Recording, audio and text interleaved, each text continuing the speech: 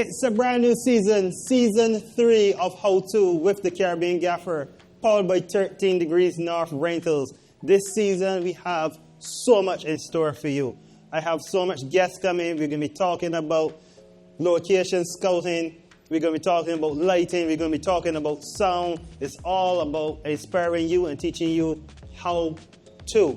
In this episode now, episode number 1, we are going to get into the how-to of lighting control. And everything that you see here right in front of me is a tool used to control lighting somewhere, somehow.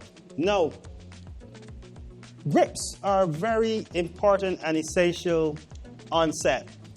I'm a gaffer, but without the key grip, without the grip department, it's hard to control lighting. And well, we here in the Caribbean might wear more than one hat. In some instances, you may be a gaffer and then you still have to grip.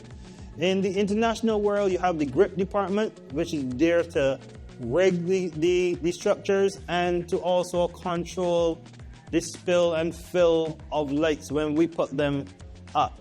But for this episode, we're going to be looking at lighting control. I may be putting on a little bit of a grip hat, but don't hold it against me. Now, let's get into lighting control. Now, we're going to start right here with flags.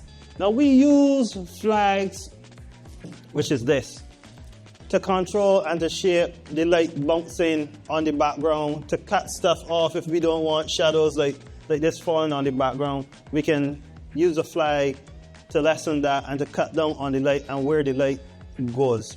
Now, flags come 4x4, 2x3, and I'm talking feet here. So 4x4 feet, 2x3 feet. Then you have inches, which then you could get 1x2. You can get dots, you can get fingers. Flags come in various sizes. And then they come in collapsible frames. So this is a 4x4 collapsible, 4 feet by 4 feet square collapsible frame. And this is easy for transport. Then you have a 40 by 40, 40 inches by 40 inches. Fits nicely in the back of a car. Flags come in that size as well. Then you have swatters. Flags come in so much different sizes and variations to shape and to mold your light as you would like it, or as we would like it.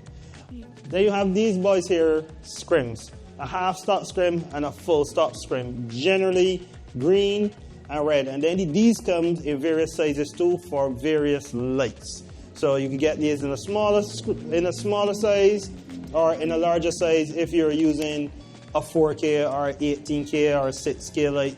There are always scrims, and they come in the scrim bag within the light to just drop in front of your light to control the amount of light that is coming out from the fixture.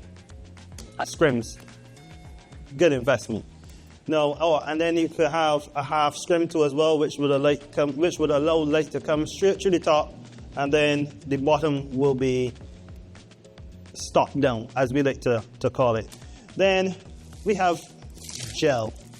This is actually straw. This changes the color temperature of the light, but you have varying gel to control the light temperature that is emitted by the light. So if you have a light that is 56K and you want to turn it into a 32K light, you have CTO for that. Or if you have a 32K light and you want to turn it into daylight, which is 56, then you have CTB. And then CTB and CTO and straw and most other gels will come quarter, half, and full stops.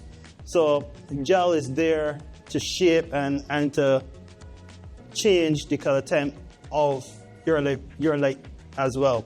Then we get into fabrics. So this is an ultra bounce. In some instances here in the Caribbean, we want to reflect the sun on our actors or on a subject, and sometimes we need a really strong fill. We might not want it extremely harsh, and we might not want to use a silver reflector board. So we have an ultra bounce, and this comes in various sizes: 4x4, 6x6, 8x8. This actually right here is a 12x12. A really big boy. You can got 20x20 too as well. This is to reflect light, and then there's a black side as well, which then could be used for negative fill if need be. Then we get into diffusion and diffusers. Diffusers come in many different types. So you have silks or you have grid cloth like this. I really love using grid and silent grid. When the wind hits it, you don't hear that rustling like you would with gel. I love using silent grid. Then this boy over here, this is a double net. Now, if you take a look at what's happening behind me, we have some double net here diffusing out the sunlight on the outside so that this is all lighting control. It brings this down a stop. It's less over here. This is why this is a little bit brighter, and this is deliberately done so that you can see the contrast between two different types of lighting control for the sunlight on the outside. Now, when you get into lighting, sometimes you have to use some dimmers. Now, this is one type of dimmer for LED tubes. This is a next type of dimmer for practical lights. It's just a knob with a nice dimmer switch inside. We push on to turn it on, off, and then you control the intensity of the light that you want emitted. So like for example, this practical behind me, we have this on a dimmer just so that it is not blowing out on camera, and we can control the amount of light that we have coming out of that bulb. This, as I said, is for LEDs. It works the same way, lighting control. And this also has a color temperature switch as well on it. But this is for our light mats right here at 13 degrees north rentals. So if you need a light mat, it's going to come with a dimmer so that you can control your lights. In other scenarios and other situations, we have barn doors that will go on the front of the light that will control where the light will go and how we shape the light itself. And those will be like 650, like an ARRI 650 or ARRI 300. Those lights will then come with barn doors so that we can shape and control the light. Now when you're shooting here in the Caribbean, when you're first starting out, sometimes you go and buy the pop-up 5-in-1 reflectors and you're on the beach and you're trying to control your lighting by using a reflector, and the wind comes and picks it up and it's all flicker and movement, and sometimes it's very difficult to maneuver. But for us here, we can help you and guide you in that, and having more sturdy reflectors or the foam core or the solid reflector 4x4 hard reflectors in case you need to help shape and balance your light. And it comes with a hard side and a soft side. Sometimes too in lighting and in lighting control, you need a mirror. You might drop a mirror in the bottom of a pool just to reflect some light and get some more ripples or have a more effect on a wall. All that we do to shape and to use light to tell stories.